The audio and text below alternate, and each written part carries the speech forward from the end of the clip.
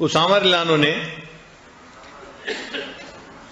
ایک باغ لگانا تھا تو اس کے لیے وہ بہترین نسل کی کھجوریں لے کے آئے کہ میں کھجوریں زمین میں ڈالوں گا اور اس سے درخت بنیں گے اور ان کا مجھے پھل ملا کرے گا. اور اس کے لیے انہوں نے 1000 درہم یا دینار جو بھی کرنسی تھی وہ خرچ کی. جب وہ گھر کھجوروں کی بوریاں آئیں تو والدہ کو پتہ نہیں تھا. والدہ نے کھجوریں دیکھ کے ان کو ٹیسٹ کیا تو ان کو اچھی لگی. حضرت اسامہ رضی اللہ عنہ نے اپنی والدہ کو بتانا بھی گوارا نہ کیا کہ امی یہ میں نے باغ لگانے کے لیے بیج کے طور پہ منگائی ہیں، کھانے کے لیے نہیں ہے. 1000 درہم کی کھجوریں ان کی والدہ نے کھا لیں اور وہ خاموش رہے. کسی نے پوچھا کہ آپ نے باغ لگانا تھا. وہ کہنے لگے کہ مجھے باغ لگانے کی اتنی خوشی نہ ہوتی جتنی خوشی مجھے اس بات کی ہے کہ میری والدہ کو کھجوریں پسند آئیں اور انہوں نے ان کو کھا لیا.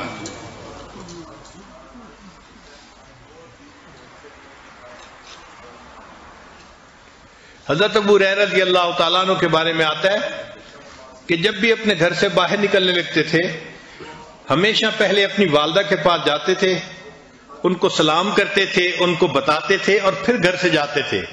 اور جب گھر واپس آتے تھے تو پہلا کام اپنی والدہ کو سلام کر کے بتاتے تھے. اتنا اپنی والدہ کا وہ احترام فرماتے تھے. سیدنا امام اعظم ابو حنیفہ رحمۃ اللہ علیہ اپنی والدہ کا بہت احترام کرتے تھے. اللہ کی شان کہ امام اعظم تو جوانی کی عمر میں بہت بڑے فقیہ بن گئے تھے اور ان کا فتویٰ چلتا تھا. 120 ہجری سے امام اعظم کا فتویٰ چلنا شروع ہوا. باقاعدہ وہ اپنے استاد کی مسند پر بیٹھ گئے اور ان کا باقاعدہ فتویٰ چلتا تھا. 120 ہجری سے ان کا چلنا شروع ہوا. اب گھر میں کئی والدہ کو مسئلہ پوچھنا ہوتا تو والدہ بیٹے سے بھی پوچھ سکتی تھی، لیکن ایک اور عالم تھے، فقیہ تھے جو بڑی عمر کے تھے اور والدہ کے دل میں ان کی عقیدت تھی کہ بڑے عالم ہیں اور پرانے عالم ہیں تو وہ پکا مسئلہ بتائیں گے. تو والدہ اپنے بیٹے کو کہتی کہ نعمان مجھے ان کے پاس لے چلو، میں نے ان سے کچھ مسائل پوچھنے ہیں. تو امام اعظم رحمت اللہ علیہ اپنی والدہ کے لیے اونٹ منگواتے اور ان کو اونٹ پہ سوار کرتے اور اونٹ کی نکیل خود پکڑتے اور لے کے چلتے. راستے میں امام اعظم کے کئی شاگرد ملتے، وہ کہتے کہ حضرت ہم اونٹ کی نکیل لے کے چلتے ہیں. فرمانے لگے نہیں، میری والدہ سوار ہیں، اب اس اونٹ کی نکیل میں ہی پکڑ کے چلوں گا. جب اس فقیہ کے پاس پہنچتے تو دروازہ کھٹکھٹاتے، وہ باہر آتا تو آپ بتاتے کہ جی میری والدہ آپ سے مسئلہ پوچھنے کے لیے آئی ہیں. اچھا کئی مرتبہ مسئلہ ایسا ہوتا تھا کہ جو ان کو بھی نہیں آتا تھا تو وہ امام اعظم کو اشارہ کرتے کہ مجھے تو اس کے جواب کا نہیں پتا. تو امام اعظم ابو حنیفہ رحمۃ اللہ علیہ آہستہ آواز سے ان کو مسئلہ بتا دیا کرتے تھے اور پھر وہ اونچی آواز سے امام صاحب کی والدہ کو مسئلہ بتاتے. ساری عمر ایسا ہوتا رہا اور امام صاحب نے اپنی والدہ کو یہ نہ بتایا کہ امی جو مسئلہ پوچھنے جا رہی ہیں وہ آدمی تو مجھ سے پوچھ کے مسئلے کا جواب دیتا ہے.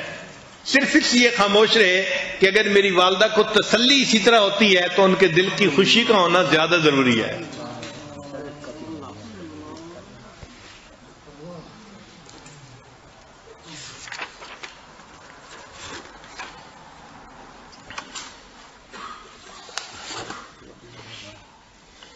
ابن سیری رحمت اللہ علیہ، محمد ابن سیری جنہوں نے تعبیر الرؤیا کتاب لکھی، ان کے بارے میں ان کی بہن حفصہ بنت سیری کہتی ہیں کہ اپنی والدہ سے گفتگو کرتے ہوئے وہ اتنا آہستہ بولتے تھے کہ ہم حیران ہوتے تھے کہ اتنا آہستہ.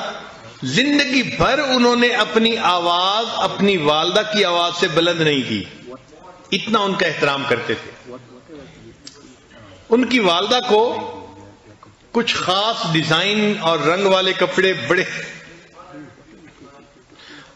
بڑے پسند تھے. تو جب ابن سیری رحمۃ اللہ کو پتہ چلا کہ میری والدہ ایسے کپڑے رنگ والے پہننا پسند کرتی ہے تو وہ رنگریز کے پاس گئے رنگ سیکھنے کے لیے اور اس کے بعد اپنی والدہ کے کپڑے خود رنگا کرتے تھے تاکہ میری والدہ اس رنگ کے کپڑوں کو پہنے گی اور اس کو خوشی ملے گی.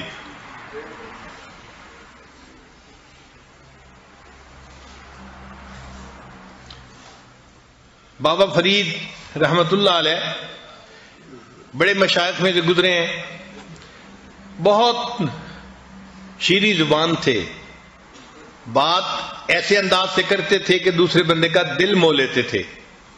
ایک مرتبہ انہوں نے بڑی محبت سے اپنی والدہ سے بات کی تو ماں نے کہا کہ بیٹا تو بفضل خدا شکر کی طرح شیریں ہی رہے گا.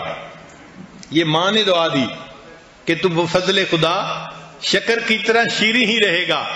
ماں کی دعا اس طرح قبول ہوئی کہ آج بھی ان کو مرنے کے بعد بابا فرید شکر گنج کہتے ہیں. اللہ نے نام کا حصہ بنا دیا شکر کو. لا الہ الا اللہ، لا الہ الا اللہ، لا الہ الا اللہ، لا الہ الا اللہ، لا الہ الا اللہ، لا الہ الا اللہ، لا الہ الا اللہ.